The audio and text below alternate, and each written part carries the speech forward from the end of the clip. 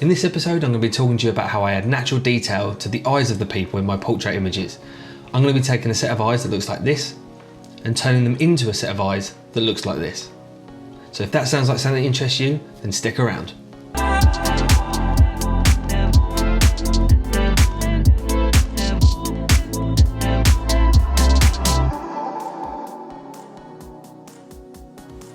Hi everyone, welcome back to the channel. I hope you're well and thanks for watching. So like I said, in this episode I'm going to be talking about how I add natural detail to the eyes of the people in my portrait images. And this is a really great way of starting to bring out the detail in those eyes and make your images start popping and setting them apart from the crowd. So without further ado, let's jump into Affinity Photo and I'll show you exactly what I'm talking about. Okay, so here we are in Affinity Photo then, and this is an image of a model called Kathleen. She's also a dancer.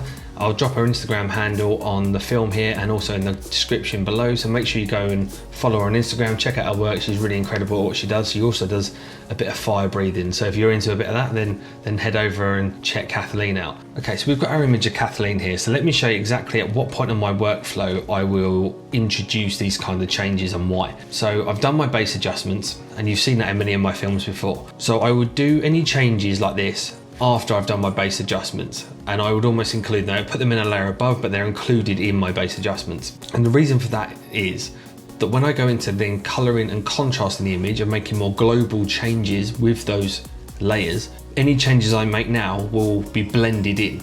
If you do this at the end, you have the real chance that the changes you make, any manipulations you make, will stand out of the image, because they've been almost plonked on afterwards rather than sorted out at the beginning and then layers have been built on top of them to blend them in and make them look natural, which is why I like doing it here. So I get all my skin clear up done, I get all the clean up of the image done, I do my dodging and burning, I do my tone mapping, and then I reach this stage where I'm like, right, now what do I need to do? I want to go in and I want to make the eyes more detailed. That's where it fits in my workflow. So the first thing I'm going to do is I'm going to come down to our adjustments panel and I'm going to open up a curves layer.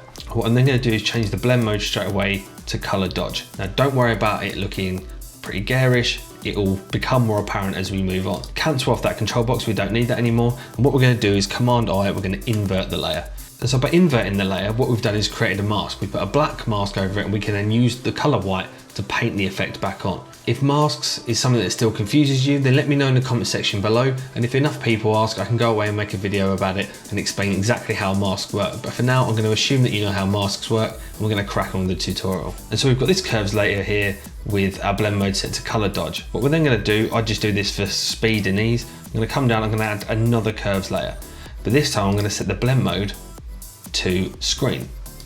Okay, and you can see that has brightened the image because that's what screen does. It adds to the lightness of the image.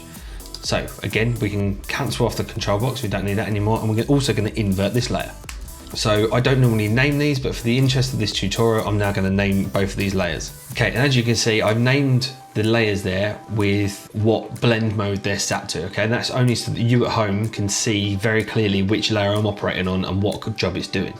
Okay, so this is a two-stage process to bring out the detail in the eyes. The first stage is we're going to add some detail to the eye, and then what we're going to do is we're going to add some brightness to the eye. At each stage, we're going to be able to scale the effect on and off using the opacity slider, and that's going to allow us to really dial in how much we want to see.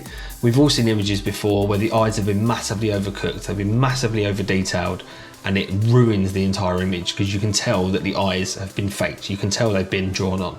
And that's something we want to avoid. We want to keep it in a nice natural look. We just want to bring out and enhance a bit of that detail. So I'm going to come to my color dodge layer first.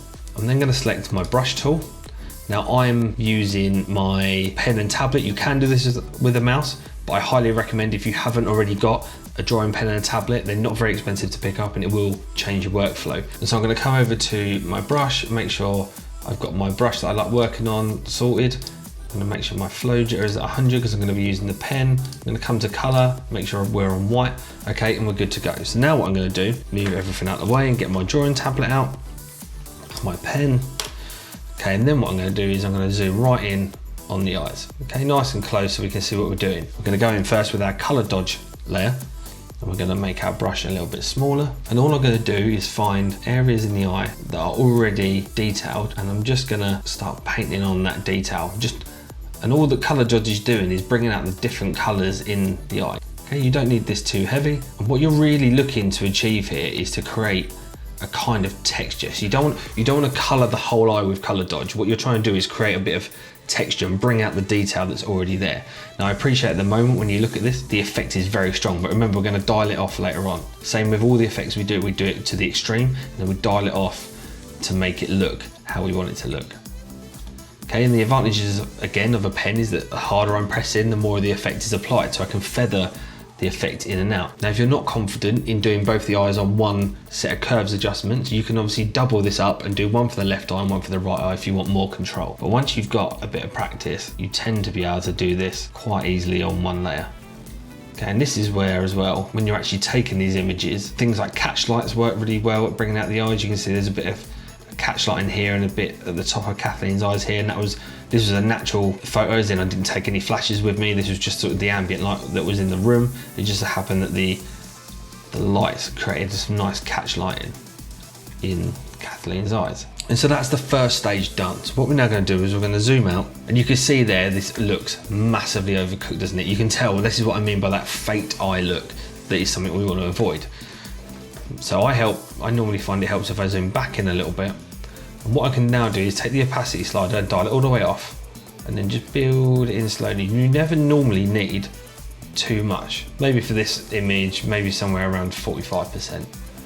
Okay, so if I take that off, take it on, take it off, take it on, and you can see the difference. But now remember, you don't have to settle with how this looks right now. You can think, right, I think that looks about right, and we can continue, because you can always come back and change it later on. And normally I will do that. Once I do the next stage, I normally come back and dial it off again because it normally looks a bit strong. Now I'm going to come up to my screen layer, and same thing, I don't need to change any settings because I'm already in my brush setting. I've already got my flow down to 1%, my hardness down to 0, and I'm in the color white. So as soon as I paint on this, it's going to work nicely. Again, zoom into the eyes. Okay, now this stage, what we're going to do is we're going to add brightness to the eyes. So we want a slightly bigger brush for this. The first thing I like to do is make my brush reasonably big, normally around the same size as, just a little bit bigger than the center of the eye. And what I'm going to do is whatever direction the light is coming from, so the light at the moment is the bottom right hand side of the eye. As you can see that they're slightly lighter. So what I'm going to do is just add a splodge in both. Okay, not a lot. That's just to enhance where that light came into the eye. What I'm then going to do is make my brush a little bit smaller. When you think about how light touches the eye and how it looks, around the inner side of the eye is going to be a little bit lighter where the light is being refracted, and then a little bit faded out, and then we'll do a little bit on the whites of the eyes. It's important at this moment, we're not going to touch the center of the eyes here.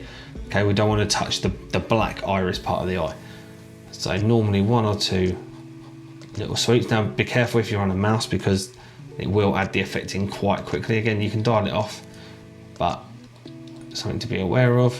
And then what I do is once the actual color of the eye is done, I'm going to come to the side of the eye. I'm just going to brighten the eye, the actual eyeball up itself, not by much.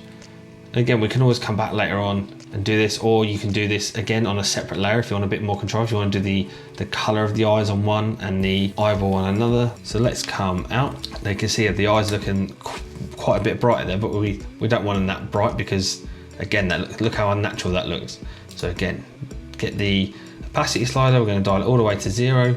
We're just going to build the effect up, and again, you don't normally need a whole lot of this because we've done a lot of the hard work. So normally let's stick around 30%. Okay, what we can then do is group these two together. So we'll select them both, add the group icon, and we're going to name this eye adjustments. Okay, so if I take this off and on, you can see the difference we've made there. Okay, and if I come all the way out of the image and do that, off and on. So what I can now do is affect the entire opacity of the group and dial all the effects we've made in that group down and up. So if I come to the opacity slider here, and I can slide this all the way off, and now I can build that effect in how I want to see it. So normally, yeah, around 60%, maybe 65. Again, I don't want that fake look. I just want to bring out the detail in the eye. So before and after. If I now zoom in to really show you, so this is before and after, before and after. And that's exactly how I add detail to the eyes in all of my portrait images. Okay, by using color dodge, you can really dial in that color, and obviously the more detail you have in the eyes anyway, the more you can follow those lines that naturally occur in the eyes, and you're just sort of bringing the colour and the detail out of what's already there. So you're not faking the look, you're just enhancing it.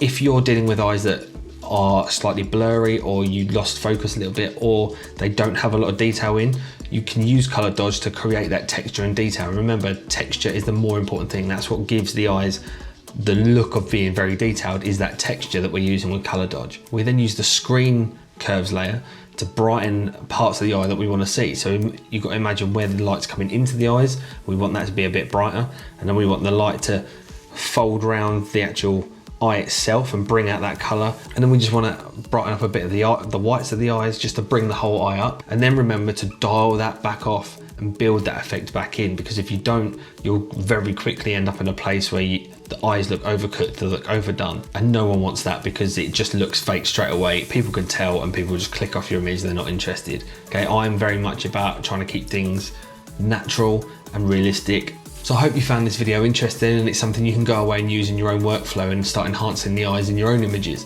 Did you find this video helpful? Please let me know in the comment section below. I really am interested to see if these videos are helping anyone. My Instagram link is in the description below, so please follow me and then tag me in any work that you do that has included anything you've learned in my videos. I'd love to see how your work turns out. Thanks very much for watching, and I'll see you in the next episode. Take care.